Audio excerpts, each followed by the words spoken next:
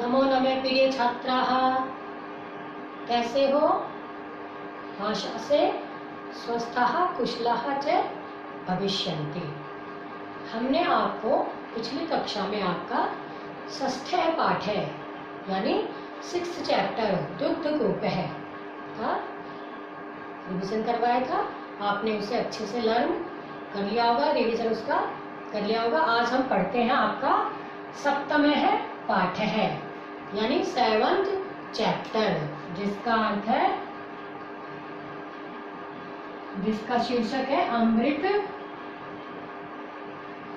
बिंदवः, अमृत रूपी बिंदु।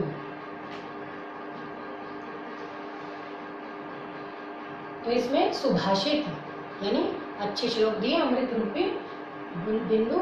तो इसको हम करते हैं। देखिए पहला श्लोक, पिबन्ति नद्यः स्वमेव नाम्भः स्वयं न खादन्ति फलानि वृक्षा नादन्ति शस्यं खलु वारिवाः परोपकाराय सतां विभूतये। सेकंड श्लोक है, सत्यं बुर्यात् प्रियं बुर्यात् न बुर्यात् सत्यं प्रियं प्रियं च न नृतं बुर्यात् एषः धर्मः सनातनः। सुखार्थी वा त्यजेत विद्या विद्यार्थी वा त्यजेत सुखम सुखार्थिनः कुतः विद्या सुखार्थिनः कुतः सुखम। गुणा गुणज्ञेषु गुणा भवन्ति ते निर्गुणं प्राप्य भवन्ति दोषः सुस्वादुतोयः प्रभवन्ति नद्यः समुद्रमासाद्य भवन्त्यपेयः। अगला देखिए, न चोरहार्यं न च राजहार्यं न भ्रातृभाज्यं न च भारकारी वये कृते वर्धत एव नित्यं विद्याधनं सर्वधनं प्रधानम। दुर्जनः सज्जनः भूयात् सज्जनः शान्तिमाप्नुयात् शान्तः मुञ्चेत बन्धनेभ्यः मुक्तः च अन्यान् विमोचयेत्। पहला श्लोक देखिए आपका, पिबन्ति नद्यः स्वमेव नाम्भः। पिबन्ति नद्यः, नद्यः मानी नदियां,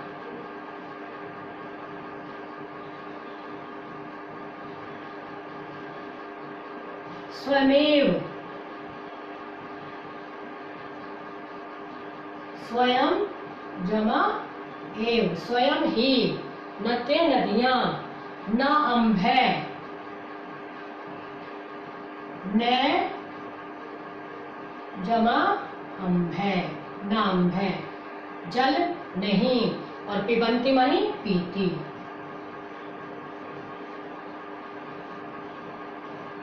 पिबन्ति मानी पीती।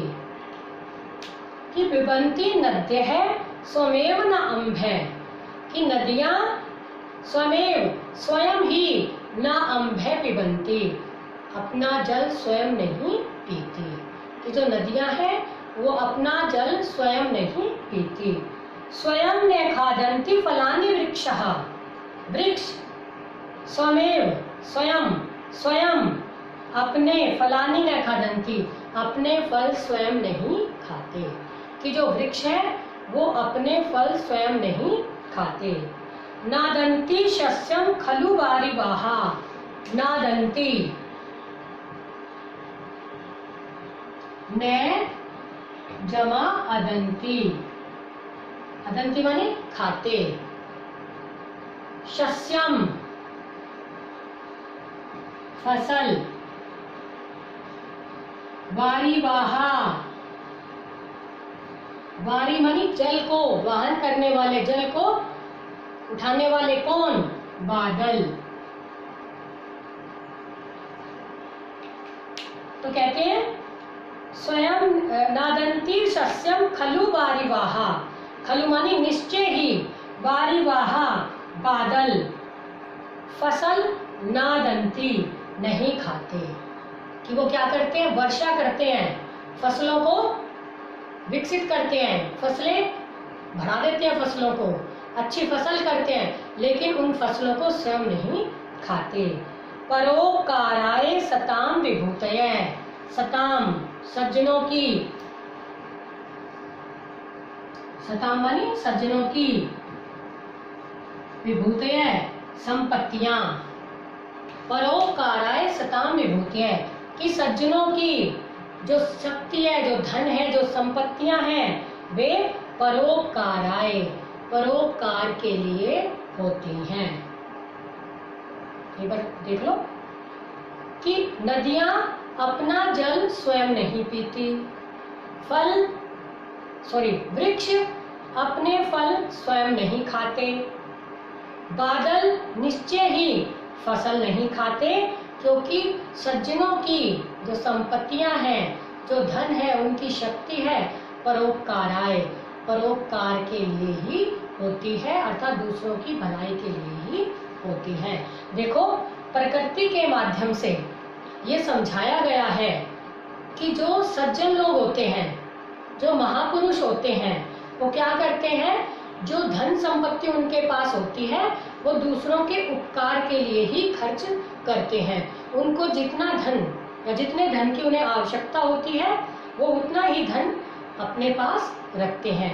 मैंने आपको लाल बहादुर शास्त्री जी का उदाहरण दिया था कि उनको जब 100 रुपये पे मिलती थी, उनको वेतन मिलता था 100 रुपये, तो उन्होंने देखा कि मेरा तो 90 रुपये में ही गुजारा हो रहा है, तो मैं 10 रुपये फालतू या अधिक क्यों लूं, तो ये 10 रुपये किसी गरीब के काम आएंगे। तो उन्होंने कहा मेरी 90 रुपये ही वेतन मेरा कर दीजिए, मेरे 90 में काम चल जाता है। तो कहने का अर्थ ये है कि जो महापुरुष होते हैं, देखिए वृक्ष हैं, वृक्ष खड़े रहते हैं, ठीक है, वो ना तो अपने फल खाते हैं, ना ही अपनी छाया लेते हैं, दूसरों को ही छाया और फल प्रदान करते हैं। इसी प्रकार जो नदियां हैं वो क्या करती हैं, जल दूसरों को देती हैं, अपना जल स्वयं नहीं पीती।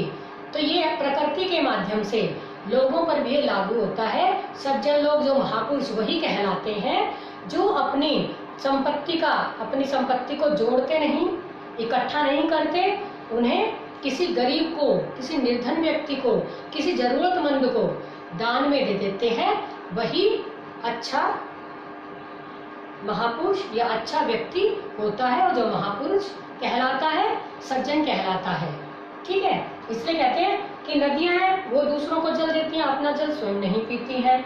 जो बादल हैं यहीं से ही पानी ग्रहण करते हैं, आपको पता है, पानी है, वाष्प बनता है, बादलों में चला जाता है और फिर वही वर्षा के रूप में हमें वापस धरती पर दे देते हैं ताकि फसल हो और मनुष्य अच्छे से अपना जीवन यापन कर सके।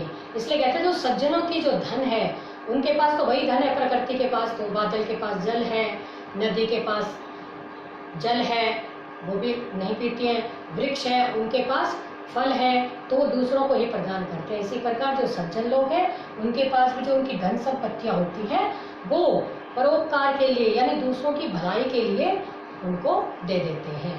तो इसलिए कहा गया है कि परोपकाराय सकाम विभूते है, कि जो सज्जनों की धन संपत्ति है वो परोपकार के लिए ही होती है। सेकंड क्वेश्चन देखिए, सत्यम बुरियात प्रियम बुरियात। सत्यम बुरियात, सत्य बोलना चाहिए, बुरियात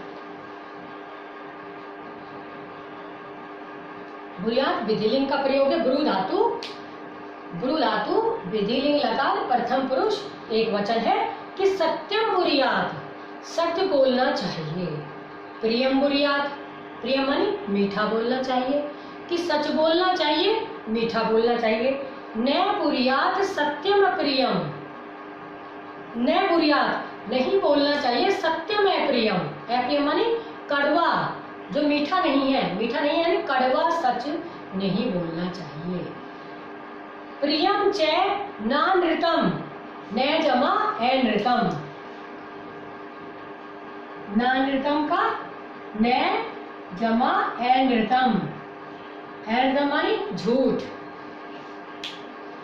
कि प्रिय झूठ भी नहीं बोलना चाहिए। कि प्रियम च ना अनृतम बुर्यात्, कि प्रिय झूठ भी नहीं बोलना चाहिए। एष है धर्म है सनातन, यही सनातन मानी यही प्राचीन धर्म है।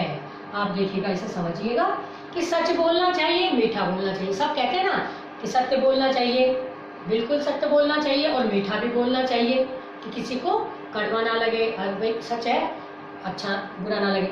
न बुर्यात् सत्यम प्रियम, लेकिन कड़वा सच नहीं बोलना चाहिए।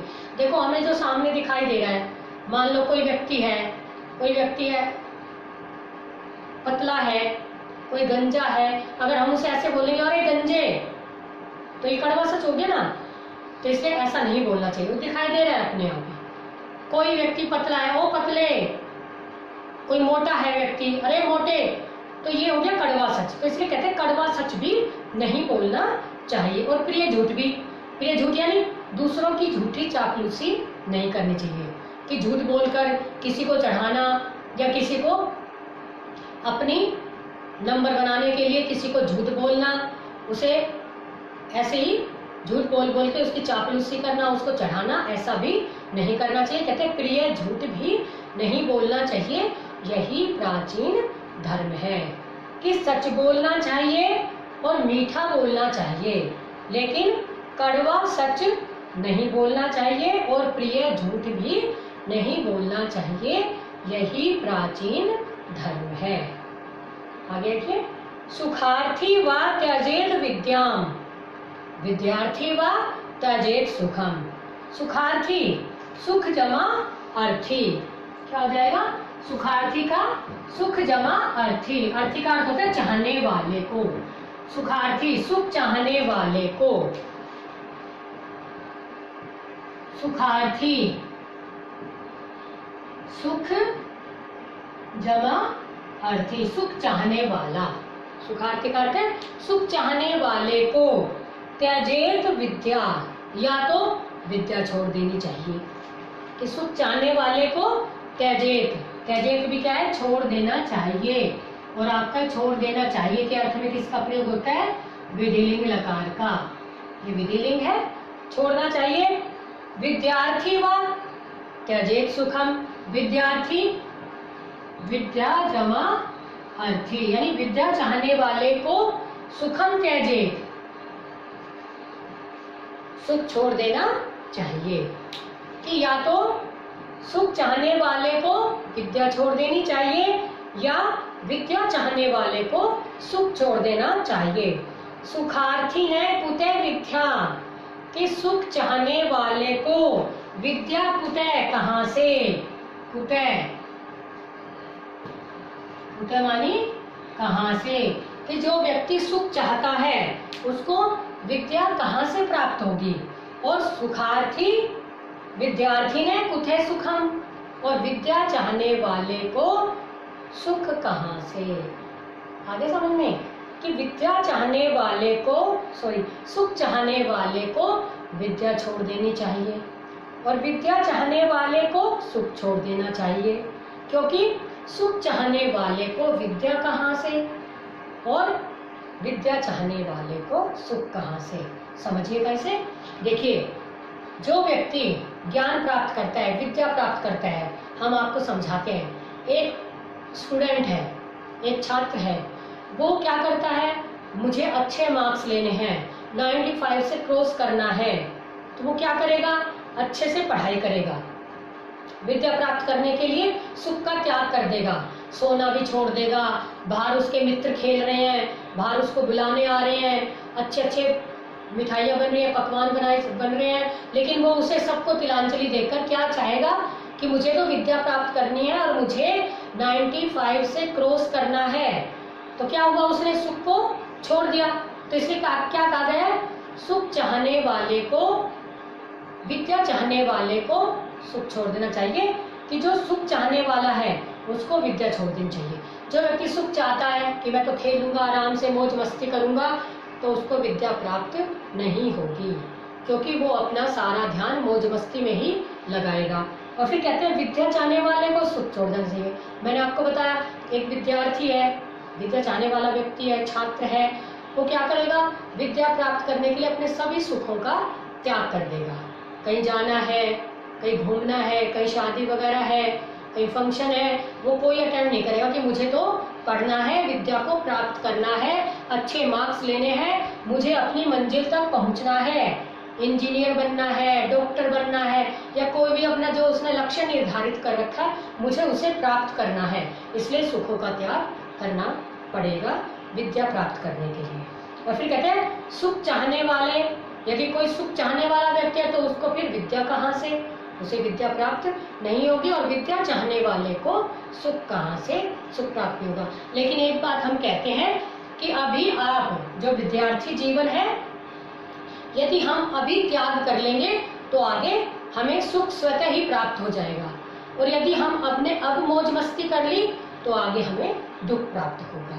क्योंकि ये स्टेज ऐसी होती है, यदि हमने इसमें मेहनत कर ली, परिश्रम कर लिया, तो हम आगे सुख से जीवन व्यतीत कर सकते हैं, क्योंकि एक अपना मुकाम हासिल कर सकते हैं जब पढ़ाई करके, इस समय त्याग करके, सुख को छोड़ करके एक मुकाम हासिल हम कर सकते हैं, फिर बाद में हमें सुख ही सुख है।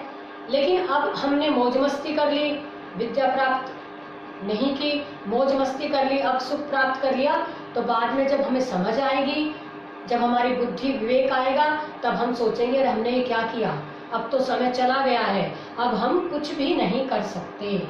इसलिए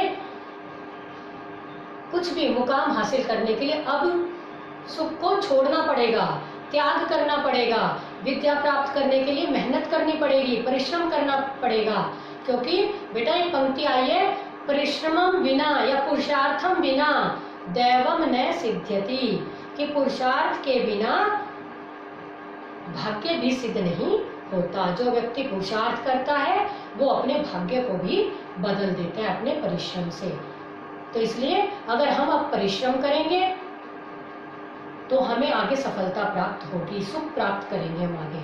और अब हम सुख प्राप्त किया, हमने मौज मस्ती की, विद्या प्राप्त नहीं की, तो एक समय ऐसा आएगा, क्योंकि आगे बड़े होंगे हम, जिम्मेवारियां बढ़ेंगी, जिम्मेदारियां बढ़ती हैं, और फिर हम उन जिम्मेदारियों को वहन करने में सक्षम नहीं हो पाएंगे।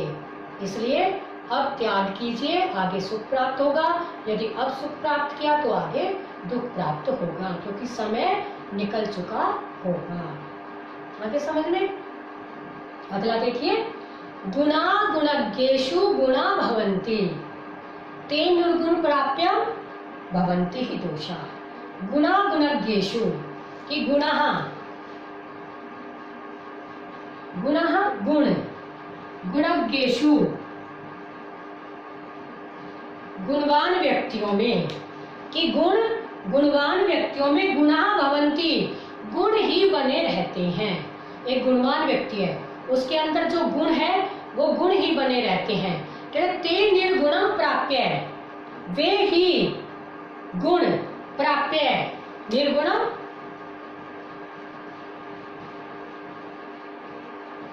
वे ही गुण, गुणहीन या गुण से रहित, निर्गुणम मानी गुण से रहित व्यक्ति को प्राप्य, प्र जमा आप जमा लय प्रत्यय, वे ही गुण गुणहीन व्यक्ति को प्राप्य, प्राप्त करके भवन्ति दोषः, दोष बन जाते हैं। कि वे ही गुण गुणहीन व्यक्ति को प्राप्त करके दोषा भवन्ति, दोष बन जाते हैं। जिस प्रकार सुस्वादु तोयः प्रभवन्ति नद्य है, कि जिस प्रकार नदियां सुस्वादु तोया, सुस्वादु मानी स्वादिष्ट, सुस्वादु तोया, तोया मानी जल, स्वादिष्ट मानी स्वादिष्ट जल वाली। इसका अर्थ हो गया, जिस प्रकार नदियां स्वादिष्ट जल वाली होकर प्रभवन्ति बहती हैं, ते समुद्रम आसाद्य भवन्ते अपेया, वे ही नदियां समुद्रम आसाद्य, वे ही नदियां समुद्रम जमा आसाद्य, वे ही नदियां समुद्र को आसाद्य मानी प्राप्त करके, भवन्त्य भवन्ति जमा अपेया, न पीने योग्य हो जाती हैं। कि वे ही समुद्र को प्राप्त करके न पीने योग्य हो जाती हैं। देखिए एक बार पहले हिंदी देखिएगा इसकी, कि गुणवान व्यक्ति को प्राप्त करके गुण ही बने रहते हैं, वे ही गुणहीन व्यक्ति को प्राप्त करके दोष बन जाते हैं। जिस प्रकार नदियां स्वादिष्ट जल वाली होकर बहती हैं, वे ही नदियां समुद्र को प्राप्त करके न पीने योग्य हो जाती हैं। देखिए गुण है, यदि एक गुणवान व्यक्ति है, गुणों की खान है एक व्यक्ति, यदि उसके अंदर गुण है तो वो क्या बने रहते हैं, अगर उसके अंदर एक गुण और चला जाएगा तो वो गुण ही बने रहते हैं। जैसे मान लो कोई व्यक्ति बहुत उदार है, ईमानदार है, सच बोलता है, ठीक है, दूसरों की हेल्प करता है, और उसके अंदर एक सच्चाई का गुण चला जाए या कोई और गुण चला जाए तो वो गुण ही बना रहता है उसके अंदर, और उसकी वृद्धि, एक गुण की वृद्धि और हो जाती है। लेकिन वे ही गुण, एक गुणहीन व्यक्ति है, उसके अंदर यदि ये गुण चले जाएं तो वो दोष बन जाते हैं। जैसे गुण, ईमानदारी का गुण चला जाए किसी गुणहीन व्यक्ति में तो उसे भी वो बेईमानी में बदल देता है। सच का गुण चला जाए उसे झूठ में परिवर्तित कर देगा। तो कहते हैं वे ही गुण गुणहीन व्यक्ति को प्राप्त करके क्या बन जाते हैं, दोष बन जाते हैं। इसे किस माध्यम से समझाया गया है कि जिस प्रकार नदी है, नदी क्या होती है, उसमें स्वादिष्ट जल होता है, क्योंकि नदियों का पानी हम पीते हैं, नहरों में आता है, तो वो नदियां स्वादिष्ट जल वाली होकर बहती हैं। जब वे नदी समुद्र में मिल जाती है तो समुद्र का पानी कैसा होता है, खारा होता है, तो वे उस नदी का जल भी समुद्र में मिलकर खारा हो जाता है, अर्थात न पीने योग्य हो जाता है। अब समझ में कि गुण जब उसके अंदर, निर्गुण है कौन, समुद्र, खारा पानी है, उसका पानी पीने योग्य नहीं होता। जब वो एक गुणवान है नदी, उसके अंदर मीठा जल है, जब वो जल उसके अंदर, समुद्र के जल के अंदर मिलता है तो वो भी न पीने योग्य हो जाता है।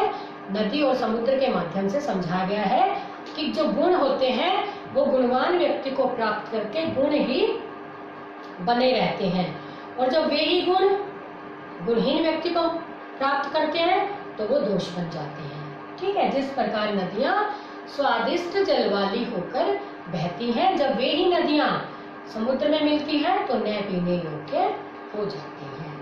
आगे होगा आपको समझ में, अगला देखिएगा 5th श्लोक, न चोरहार्यम न च राजहार्यम, नीचे नीचे आओ, विद्या धनम सर्वधन प्रधानम, कि जो विद्या रूपी धन है, विद्या धनम, जो विद्या रूपी धन है, सर्वम धनम, सभी धनों में प्रधान है, कि विद्या धनम,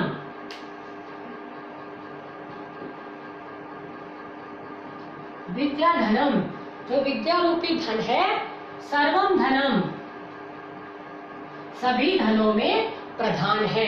कैसे है, देखिए कि विद्या रूपी धन न चोरहार्यम, न चोरहार्यम, न चोर के द्वारा हरण करने योग्य है, न राजहार्यम, न राजा के द्वारा हरण करने योग्य है, न चोरों के द्वारा चुराने योग्य है, न राजा के द्वारा हरण करने योग्य है, न भ्रातृभाज्यम, न भाइयों, भ्रातृ माने भाइयों के द्वारा, भाज्य माने बांटने योग्य है, न च भारकारी, और न ही भारकारी, और न ही भार को बढ़ाने वाला है। व्यय कृते, व्यय कृते माने खर्च करने पर, वर्धक एव, खर्च करने पर, नित्यम, नित्य ही यह बढ़ता है, क्योंकि विद्या धनम सर्वधनम प्रधानम, क्योंकि विद्या रूपी धन सभी धनों में प्रधान है। पहले एक बार देख लीजिए कि विद्या रूपी धन न चोरों के द्वारा चुराने योग्य है, न राजा के द्वारा हरण करने योग्य है, मतलब इसे कर के रूप में राजा नहीं ले सकते हैं, न ही भाइयों के द्वारा बांटने योग्य, न ही इसका भाई बंटवारा कर सकते हैं, न च भारकारी, और न ही भार को बढ़ाने वाला है। व्यय कृते, व्यय करने पर, खर्च करने पर,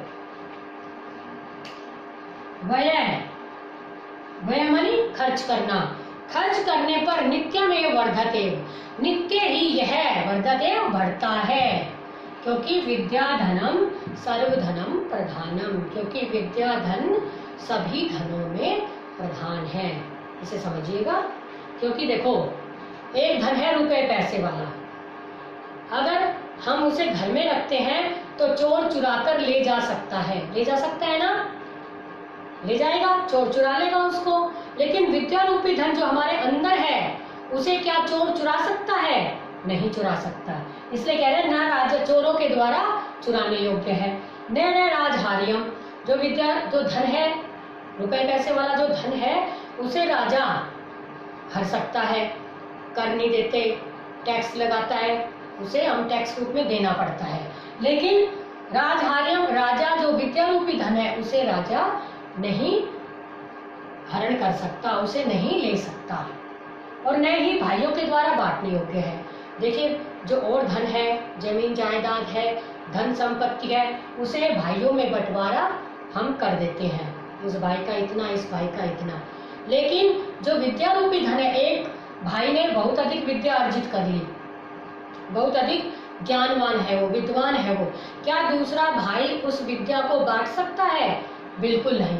इसलिए कहा गया है न ही भाइयों के द्वारा बांटने योग्य है, न जो भारकारी, और न ही भार को बढ़ाने वाला है। हम रुपया पैसे वाला धन है वो हम लेकर चलेंगे, बैग में डालेंगे, जेबों में भरेंगे, तो क्या है, भार को बढ़ाता है। लेकिन एक विद्वान व्यक्ति है, उसके अंदर ज्ञान भरा है, वो उसे अपने साथ, उसके पास स्वतः ही है उसका ज्ञान, तो वो स्वतः ही उसके साथ जा रहा है, उसका कोई भार भी नहीं बढ़ रहा। तो कहते हैं भार को न ही भार को बढ़ाने वाला। व्यय कृते, खर्च करने पर नित्य ही यह बढ़ता है। देखिएगा आप, जो पैसा धन रुपए पैसा है, धन वाला पैसा है, वो क्या करते हैं, हम खर्च करते हैं। 100 रुपए की हमने कोई चीज ले ली, 100 रुपए हमारे से कम हो गए, हमने 5000 की कोई वस्तु खरीदी है, 5000 रुपए कम हो गए हमारे पास। लेकिन विद्या रूपी धन हम जितना बांटेंगे, ज्ञान है हमारे अंदर, यदि हम जितना दूसरों को वितरित करेंगे, जितना उसे फैलाएंगे, वो और बढ़ेगा। मैंने उसको दी, उस विद्वान व्यक्ति ने उसको दी, उसने आगे दी, आगे दी, तो व्यय करने पर, खर्च करने पर यह नित्य ही बढ़ता है। तो विद्या रूपी धन सभी धनों में, इसलिए कहा गया विद्या रूपी धन सभी धनों में प्रधान है। अपूर्वे कोशो अयम विद्या तव भारती, व्यय कृते वर्धते क्षयम क्षयम आपनोति, संचयम क्षयम आपनोति, कि विद्या रूपी धन, ये विद्या रूप, ये विद्या की देवी सरस्वती, तुम्हारा यह खजाना कोई अनोखा ही है, जो व्यय कृते, व्यय करने पर तो वर्धते बढ़ता है, और संचया क्षयम आपनोति, और संचय करने से, इकट्ठा करने से क्षयम नष्ट होता है। श्लोक कहा गया ना, अपूर्व कोशोयम विद्या तव भारती, हे विद्या की देवी सरस्वती, तुम्हारा यह खजाना कोई अनोखा ही है। ठीक है, खर्च करने पर व्यय कृते वर्धते, व्यय करने पर बढ़ता है, और संचया क्षयमापनोति, और संचय करने से नष्ट होता है। तो जितनी हम, तो ये आपको समझाया कि न चोर हार्यम, विद्या रूपी धन न चोरों के द्वारा चुराने योग्य है, न राजा के द्वारा हरण करने योग्य है, न भाइयों के द्वारा बांटने योग्य है, और न ही भार को बढ़ाने वाला है। विद्या रूपी धन व्यय करने पर, यानी खर्च करने पर नित्य ही यह बढ़ता है, क्योंकि विद्या रूपी धन सभी धनों में प्रधान है। आपका अंतिम श्लोक देखिएगा, दुर्जने सज्जनः भूयात्, भूयात् विधिलिंग का प्रयोग हुआ है कि दुर्जन व्यक्ति, जो दुष्ट व्यक्ति है, सज्जने भूयात्, सज्जन हो जाए, कि दुर्जन व्यक्ति सज्जन हो जाए। सज्जने शांति मापुनियात, सज्जन व्यक्ति शांति को प्राप्त करे, जो सज्जन व्यक्ति है वो शांति को प्राप्त करे। शांत है मुंचेत बंधनेभ्य, शांत व्यक्ति बंधनों से, जो बंधन है उनसे मुक्त हो जाए, मुंचेत मुक्त हो जाए। मुक्ते च अन्यान विमोचेत, और जो स्वतंत्र व्यक्ति है अन्यान विमोचेत, दूसरों को मुक्त कराए।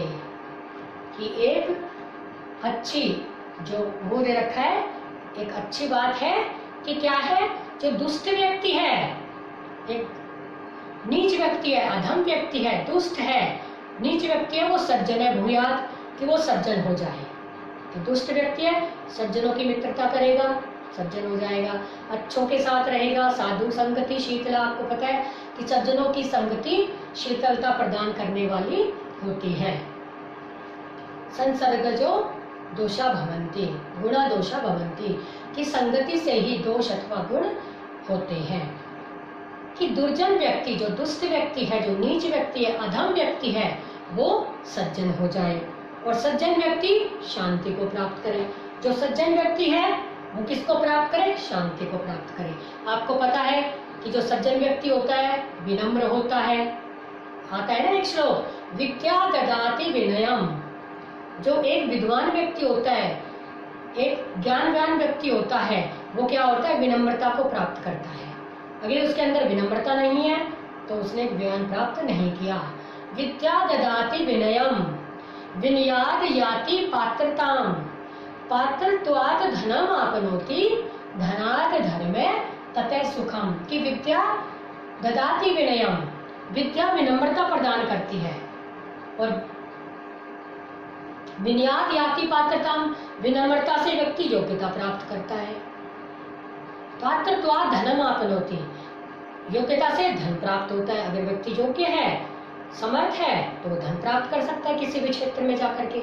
धनात् धर्मे, धन से धर्म अपने कर्तव्य का निर्वाह करता है, और ततः सुखम, और उससे उसे सुख प्राप्त होता है।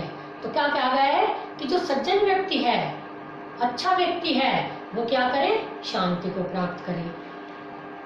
शांत है मुंचेत बंधनेभ्यः, और जो शांत व्यक्ति है, जो शांत है, वो बंधनों से मुक्त हो जाए।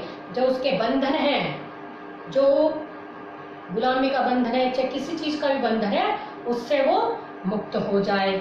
मुक्त है, और जो स्वतंत्र व्यक्ति है, जो मुक्त हुआ व्यक्ति है, वह अन्यान, अन्यों को यानी दूसरों को विमोचयेत, और जो मुक्त व्यक्ति है, स्वतंत्र व्यक्ति है, वो दूसरों को भी मुक्त कराए। उसे पता चल जाए कि एक स्वतंत्रता में पराधीन सपने हो सुख नाही।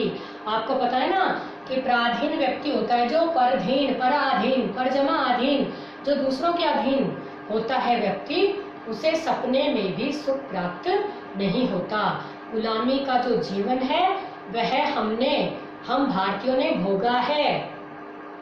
जब अंग्रेजों ने हम पर राज किया तो यहाँ हिंदुस्तानियों ने कैसा दुख सहा है, कैसी गुलामी सही है, वो आप हिस्ट्री पढ़ते हो, सब जानते हो आप। तो कहते हैं कि पराधीन सपने हो सुख नाही। इसलिए जो स्वतंत्र व्यक्ति है वो दूसरों को भी मुक्त कराए, उन्हें स्वतंत्र कराए।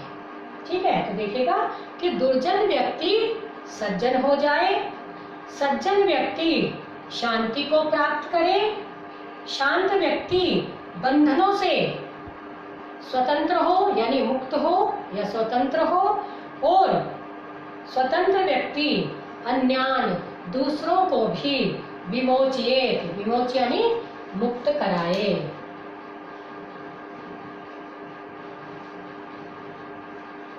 विमोचयेत कराए, एक तो मुंचेत हो, मुक्त हो, और एक है विमोचयेत, निच प्रत्यय का प्रयोग हो रहा है यहाँ, जिसका अर्थ है कराए। जैसे पठती पढ़ता है और पाठयति पढ़ाता है। तो विमोचयेत, मुंचेत स्व मुक्त हो जाए, और विमोचयेत मुक्त कराए, कि जो मुक्त व्यक्ति है, स्वतंत्र व्यक्ति है, वो दूसरों को भी मुक्त कराए यानी स्वतंत्र कराए। ये आपका हमने सप्तम पाठ अमृत बिंदु में आपका हमने कंप्लीट किया है। इसे आप अच्छे से पढ़िएगा। आपको खुलकर हमने पढ़ाया है, एक एक श्लोक समझाया है कि किस वे में यह श्लोक दिया गया है, उसका क्या अर्थ, क्या भाव निकलता है, ये हमने आपको बताया है। अच्छे से आप इसे याद कीजिएगा, इसका रिवीजन कीजिएगा। फिर भी कोई दिक्कत है, कोई प्रॉब्लम है, कोई डाउट्स है, तो हम लाइव क्लास में इसे डिस्कस करेंगे। अच्छे से इसे याद कीजिएगा ताकि आपकी पेपर में इसे अच्छे से आप कर पाए।